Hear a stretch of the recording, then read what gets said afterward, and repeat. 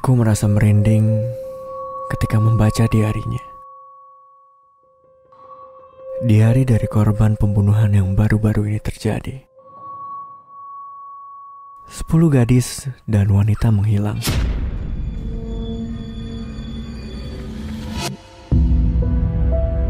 Aku adalah petugas yang ditugaskan untuk menangani kasus dari Rose Kerrigan. Gadis berumur 10 tahun yang menghilang di hari ulang tahunnya. Ayahnya menelpon. Dia menangis dan menjerit. Anak perempuannya tidak pernah pulang.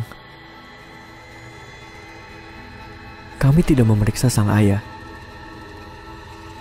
Kami langsung pergi untuk mencari anak tersebut. Sang ayah meninggalkan kota tidak lama setelah menelpon. Akhirnya kami mendapatkan izin untuk memeriksa rumahnya. Aku harap kami tidak pernah melakukannya. Di dalam ruang bawah tanahnya terbaring istrinya, Sarah Beth Kerrigan. Dia telah dilaporkan menghilang lebih dari 1 tahun yang lalu.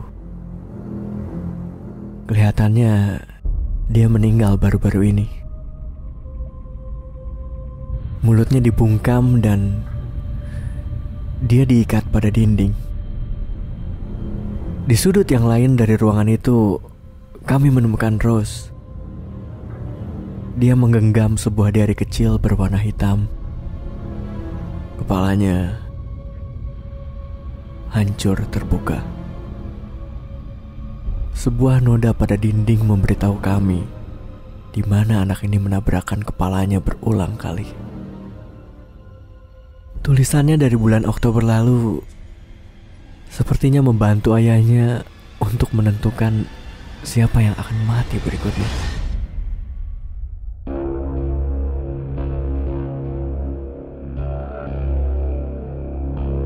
Sabtu di hari 1 Oktober. Ayah mengatakan kalau ada gadis lainnya yang menghilang. Dia bilang itu adalah Jenna Harbert. Dia tinggal tidak jauh dari rumah kami. Aku tidak mau Jenna menghilang.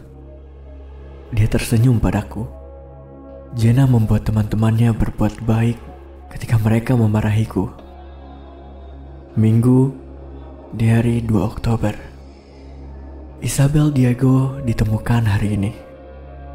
Ayah bilang kalau dia tidak ditemukan dalam keadaan hidup, sama seperti gadis-gadis lainnya.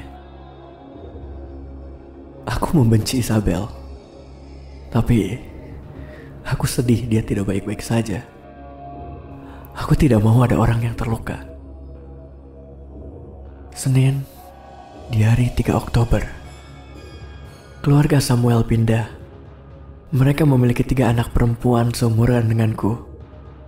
Dan sekarang tidak ada lagi yang tersisa di lingkungan kami. Aku merindukan teman-temanku. Keluarga Samuel bilang kalau ini terlalu berbahaya. Mereka menawarkanku untuk tinggal bersama mereka.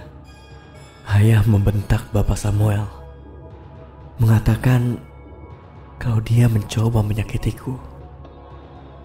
Aku rasa dia tidak akan menyakitiku. Aku menyukai keluarga Samuel. Mereka orang yang baik. Selasa 4 Oktober. Aku membenci April. Dia sangat jahat kepadaku. Aku salah menjawab pertanyaan pada tugas matematika dan dia mentertawaiku. Aku benci April Stevens. Rabu 5 Oktober. Kathleen Jacobs ditemukan hari ini. Dia adalah gadis kelima yang telah ditemukan. Yang pertama adalah Alyssa Haynes. Kemudian Alyssa Jones. Lalu Margaret Heck. Setelah itu Isabella. Dan sekarang Kathleen. Aku benci karena semua gadis ini tidak baik-baik saja. Itu membuatku sedih. Aku takut. Bagaimana kalau aku juga menghilang? Ayah tidak akan membiarkanku menghilang. Ya, dia akan melindungiku. Kamis, di hari 6 Oktober. April Stevens menghilang. Ini merupakan waktu yang tercepat di mana ada gadis yang menghilang dari yang sebelumnya. Aku merindukan keluarga Samuel. Mereka pindah kemarin malam setelah aku pulang. April merupakan gadis termuda yang menghilang. Jumat, 7 Oktober. Jenna ditemukan hari ini. Dia ditemukan dalam keadaan hidup, tetapi dia tidak sadar. Dia meninggal dalam perjalanan ke rumah sakit. Berita mengatakan kalau si pembunuh mulai ceroboh. Mereka akan mulai melakukan kesalahan. Dikatakan kalau pembunuh ini tidak menginginkan Jenna meninggal. Sabtu, 8 Oktober. Aku membenci Ibu Anderson. Dia adalah guru yang terburuk yang pernah ada. Perutku sakit dan dia menyuruhku lari di aula. Perutku sakit sekali. Aku benci dia. Minggu, 9 Oktober. 3 hari lagi sebelum ulang tahunku. Aku sangat senang. Aku akan menjadi 10 tahun. Ayah bilang dia mempunyai hadiah spesial untukku. Senin, 10 Oktober. Ibu Anderson menghilang.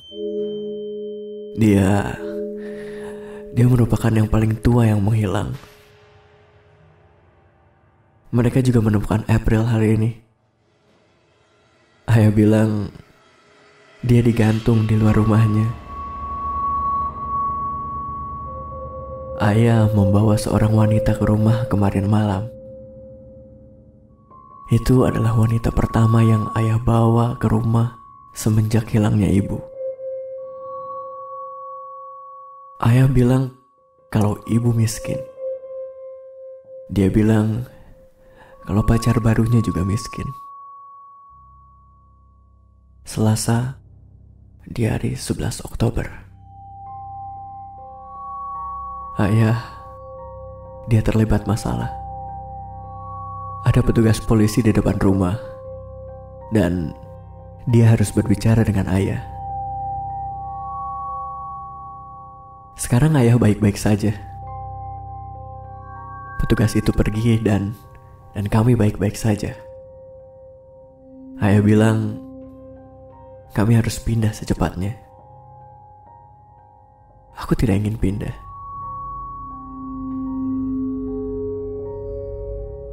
Rabu, 12 Oktober.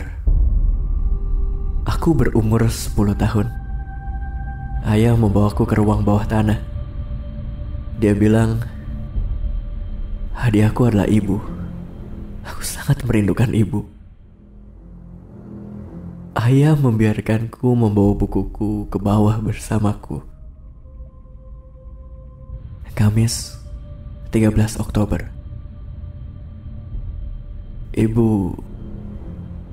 Ibu tidak meresponku. Aku sedih. Dia terlihat seperti boneka yang rusak.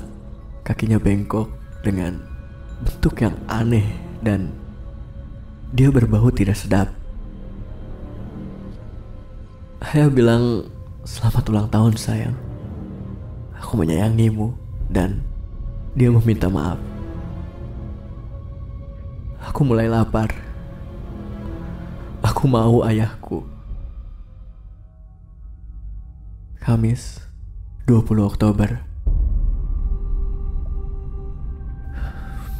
Aku memakan ibu. Ayah mengatakan aku harus melakukannya jika aku ingin tetap hidup. Aku merasa sakit dan kotor. Aku hanya memakan satu gigitan. Aku merasa sangat lelah. Ayah menyuruhku untuk terus menulis. Aku lelah. Aku sangat lelah. Tolong, selamatkan aku, Diary. Aku lebih memilih mati daripada harus berada di sini. Anak ini baru saja meninggal sekitar 7 jam yang lalu. Sarah Beth telah meninggal mungkin sekitar 2 minggu yang lalu. Aku menaruh data mereka di bagian pembunuh berantai South Beach. Jennifer Douglas, 16 tahun, menghilang. Jenna Harbert, 13 tahun, meninggal. Dia ditinggalkan di sudut jalan, bersandar pada kursi taman. Hampir tidak bernafas, tidak sadarkan diri. Dia telah dicekik sampai hampir mati. Alyssa Haynes, 14 tahun, meninggal. Alyssa Jones, 19 tahun, meninggal. Kedua Alyssa ditemukan bersamaan. Mereka dimutilasi dan dijahit dengan anggota tubuh masing-masing. Salah satu dari mata Alyssa Jones tidak ada dan ditemukan di dalam mulut Alyssa Haynes, setengah terkunyah. Sepertinya mereka meninggal melakukan itu.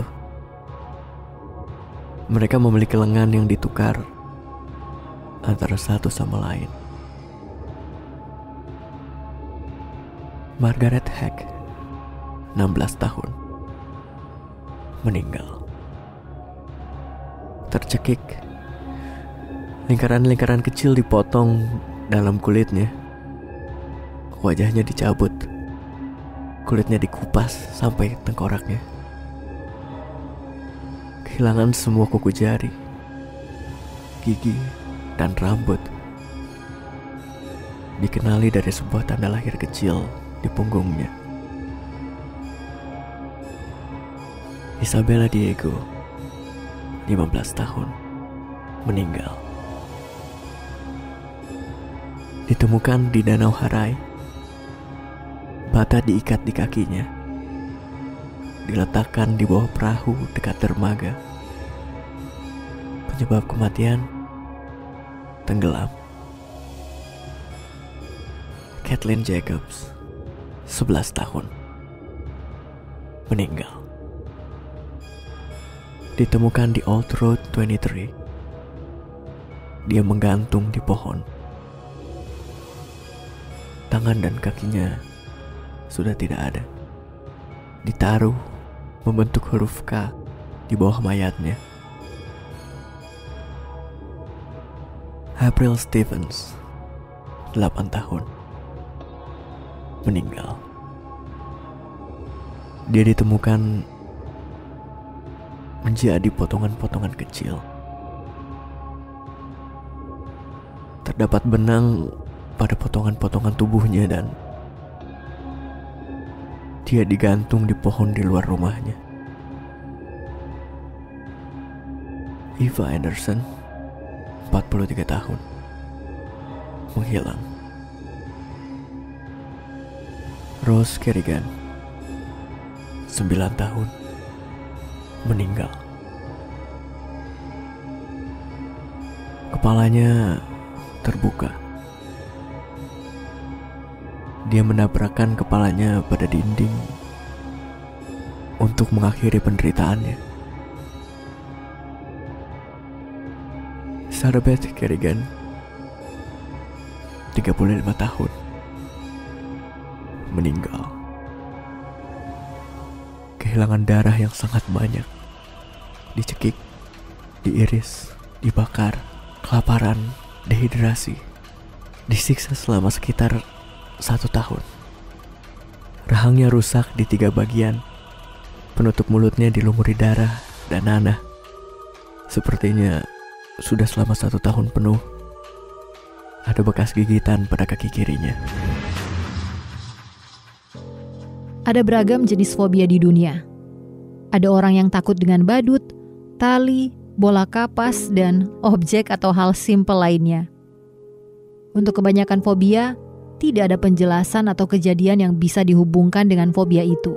Ya, setidaknya itu dari apa yang bisa mereka ingat. Tapi, dari pengalamanku, aku bisa menceritakan mengapa aku takut dengan angka 48. Umurku masih 16 tahun saat orang tuaku pindah dari kota besar ke sebuah kota kecil di bagian utara New York. Rumah kami cukup bagus.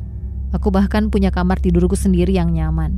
Ya, tidak perlu lagi tidur di ruang tamu seperti di apartemen lama kami. Tinggal di rumah yang baru selalu memberikan pengalaman yang sedikit aneh. Untuk beberapa hari pertama, kamu akan ketakutan terhadap suara sekecil apapun. Ketika kamu bangun, kamu merasa bingung, kamu ada di mana. Aku selalu menganggap diriku pemberani dan tidak pernah takut untuk tidur sendirian.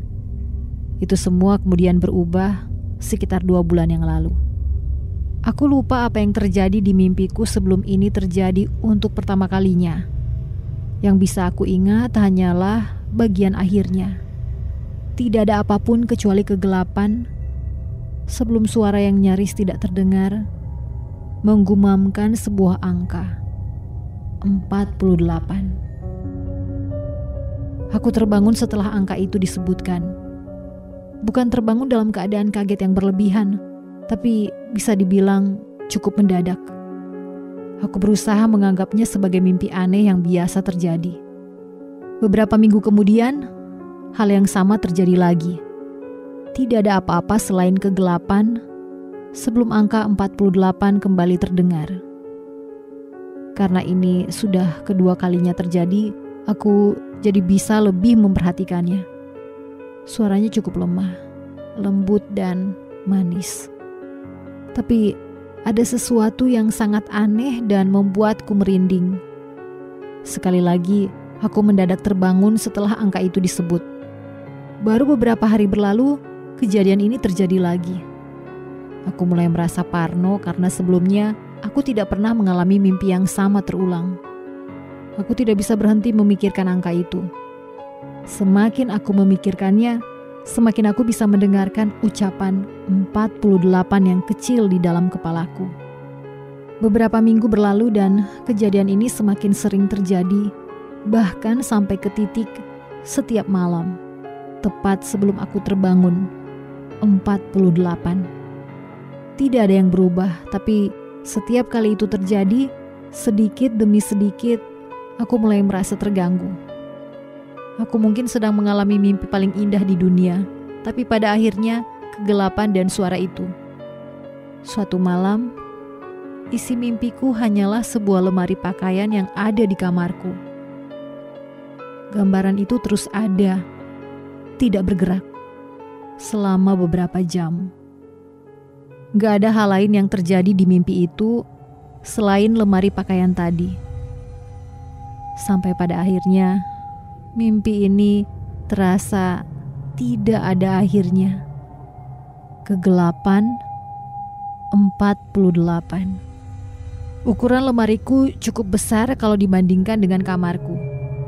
Selalu terlihat seperti tempat yang cukup gelap dan sunyi untuk duduk dan merenung.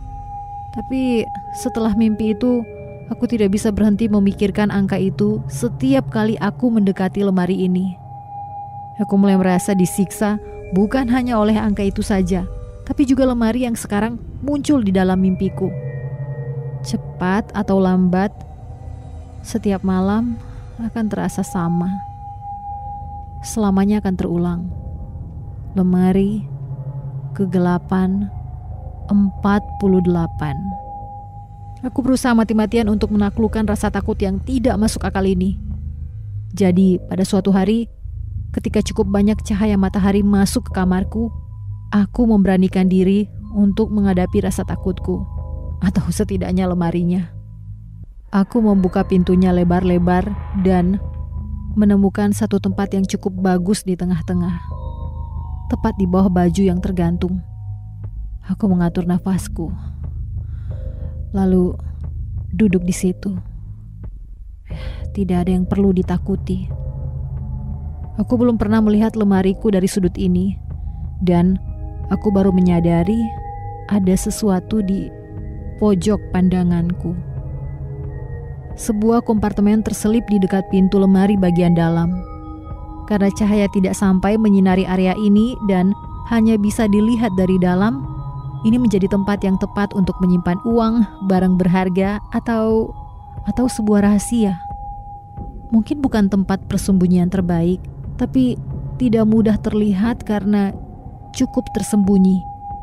Aku berusaha meraihnya dan menemukan sebuah jurnal dan rekaman kamera VHS tua. Aku mulai dari membaca jurnalnya. Jurnal ini ditulis oleh seorang gadis berusia sekolah menengah yang tinggal di kamar ini beberapa tahun sebelum keluargaku pindah.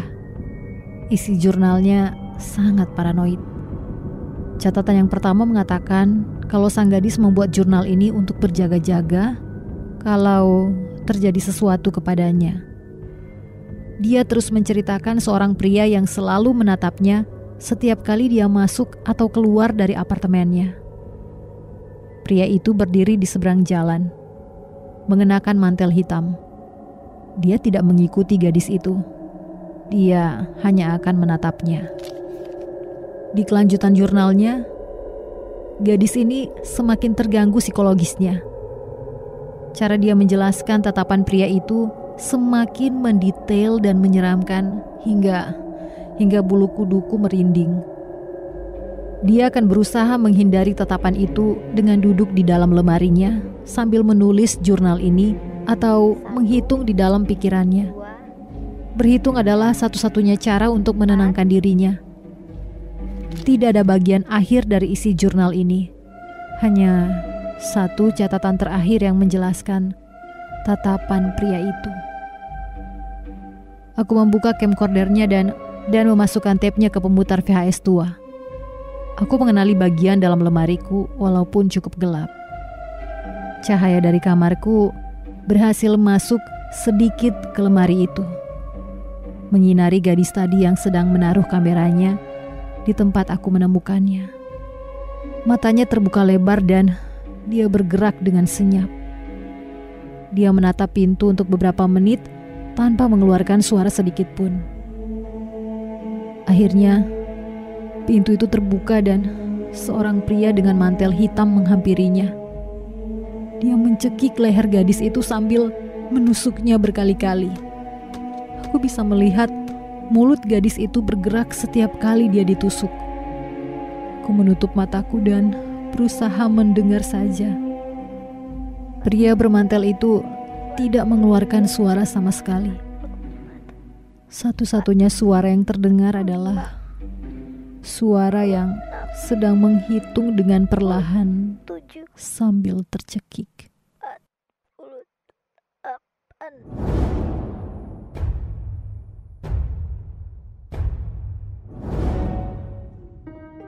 Untuk Mira, ketika aku melihatmu untuk pertama kalinya, dunia seakan berhenti berputar.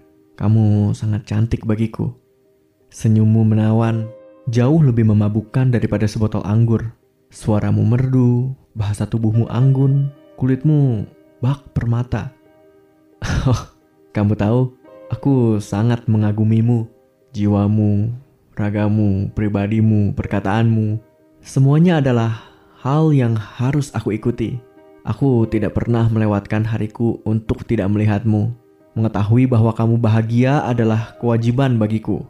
Kita berada di hunian yang sama semenjak awal kuliah. Tahukah kamu kalau aku selalu menyiapkan sekotak coklat di depan pintu kamarmu. Dan aku selalu bahagia melihat kamu tersenyum ketika menemukannya. Aku bahkan selalu mengikutimu ketika kamu berjalan sendirian untuk memastikan kalau kamu tiba di tujuanmu dengan selamat. Ya, aku peduli padamu. 2 tahun aku menjagamu tanpa kamu ketahui. Aku merasa tenang ketika melihatmu baik-baik saja. Bagiku, itu cukup. Aku selalu ada ketika kamu merayakan hari lahirmu bersama teman-temanmu. Walaupun aku tidak bergabung di mejamu, tapi aku selalu menyiapkan kado bagimu. Dan kutuliskan hadiah ini dari pengagum rahasiamu. Sampai saat itu, aku belum punya keberanian untuk mengenalkan diriku padamu. Ya, biarlah aku menjagamu dari jauh. Tapi satu hari aku melihatmu tak seperti biasanya. Kamu senyum-senyum sendiri. Ada apa, Mira? Oh, aku lihat kamu berkenalan dengan seorang pemuda. Dia tampan. Apakah kamu bahagia, Mira? Maka aku pun akan turut bahagia. Tapi aku yakin cintaku ini lebih tinggi dari cintanya padamu. Mulai saat itu kamu selalu bersamanya. Jalan berdua, nonton berdua, makan berdua. Sementara aku menikmati kebahagiaan kalian dari jauh. Kalian dimabuk asmara. Kamu tidak lagi tersenyum saat mendapati sekotak coklat di depan pintu kamarmu. Mungkin sudah saatnya aku melepasmu. Mira, aku tahu kamu tidak pernah menganggapku ada. Bagaimana tidak? Berkenalan denganmu saja, aku tak punya nyali. Ini murni kesalahanku. Namun Mira, tidak ada yang bisa menggantikan kamu di hatiku. Ku coba untuk menjauh darimu. Bahkan aku memutuskan untuk pindah hunian agar bisa terlepas dari bayangmu. Aku biarkan kamu bahagia bersama kekasihmu. Bukankah aku juga harus bahagia atas semua itu? Lalu, hidup sendiri tanpa senyummu membuat duniaku hampa. Bahkan kehadiran sahabat-sahabatku tidak membuat aku lebih bahagia. Mengapa begini? Mira, aku bermimpi buruk. Setelah 2 bulan berlalu, ternyata aku memimpikanmu lagi. Apakah aku merindukanmu, Mira? Ini menyiksa bagiku. Aku berjalan tanpa arah dan entah apa yang membawa langkahku berakhir di depan kamarmu. Aku mendengar suara pertengkaran. Tak lama kemudian, pintu terbuka. Kekasihmu keluar dan berlalu dengan wajah penuh amarah. Aku melihat kamu menangis di dalam sana. Oh, Mira, ada apa? Aku melihat bekas tamparan di pipimu. Apakah itu sakit, Mira? Kamu tahu, aku lebih sakit melihatnya. Entah mengapa, dadaku bergemuruh hebat, emosiku bergejolak. Mira, apa yang bisa kulakukan untukmu? Lalu, tiba-tiba, kamu menatap ke arahku yang berdiri terpaku di luar. Dan kamu membanting pintu kamarmu. Mira, malam itu aku menunggu kamu keluar. Aku tak ingin kamu bermuram diri. Bukankah aku selalu mengupayakan kebahagiaan untukmu? Mengapa dia yang kau sayangi memberikan sengsara untukmu? Aku ingin melihat kamu tersenyum lagi. Aku janji, aku ingin mengakhiri penderitaanmu. Aku akan buat kamu bahagia, Mira. Mira, keluarlah, ku mohon. Lalu setelah pukul 12 malam, aku melihat Miraku keluar dengan mata sembab. Kamu memakai jaket dan berjalan ke arah minimarket 24 jam. Mira, aku akan menjagamu. Setelah membacanya, Jono melipat surat itu dan meletakkannya bersama belati berlumuran darah di samping jasad Mira. Lalu perlahan, dia mulai menimbun lubang kuburan di semak belakang kos-kosan mahasiswa.